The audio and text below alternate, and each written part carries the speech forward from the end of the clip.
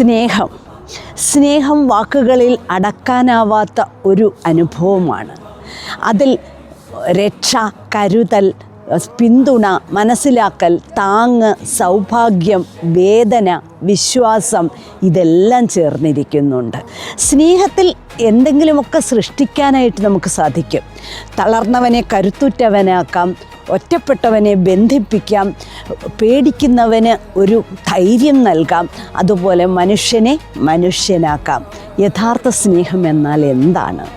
നിന്നെ എനിക്കിഷ്ടമാണ് എന്നതല്ല, നിന്നെ ഞാൻ കൂടുതൽ മനസ്സിലാക്കാൻ തയ്യാറാണ് എന്നതാണ്.